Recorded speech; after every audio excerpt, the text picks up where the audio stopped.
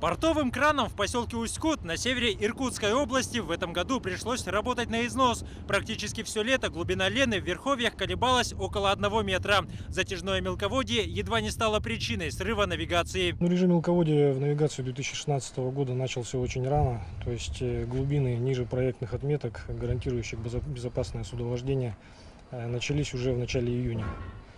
Что не характерно для сезонности именно.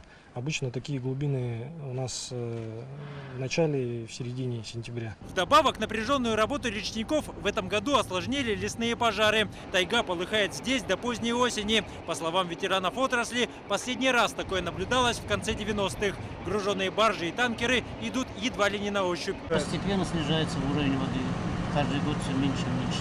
Да, тем более дым стоит, видимости совсем мелко идти.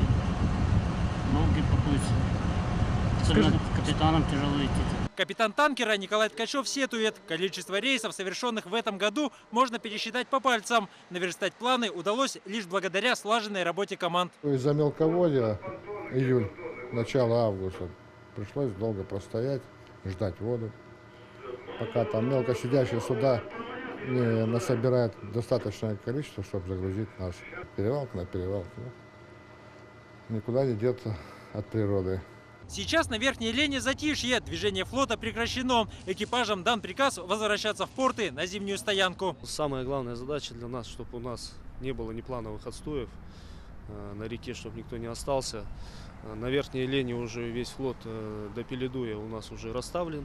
Никого нету. Горячая пора теперь наступила для ремонтных бригад. На Жатайской базе работа не прекращается ни днем, ни ночью. Одновременно сварщики латают сразу 5 танкеров. На подходе еще несколько судов. Больше всего из-за мелководья пострадали днища, говорят мастера. Здесь были удары, погнуто было днище. Меняем, равняем. У кого-то небольшой ремонт, у кого-то большой. Бывает, что мы по 15, по 20 пароходов делаем за зиму. Речники подводят промежуточные итоги. В этом году по воде отгружено и доставлено больше 1 000 000 тонн грузов. Завоз в арктические районы выполнен в полном объеме. До закрытия навигации остаются считанные дни. Их должно хватить, чтобы все суда вернулись в плановые пункты зимовки.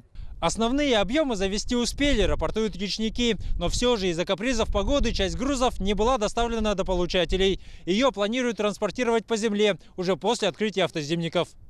Дмитрий Макаров, Анна Лебединская, Игорь Пиханов, Роберт Набиев. Вести. Якутия.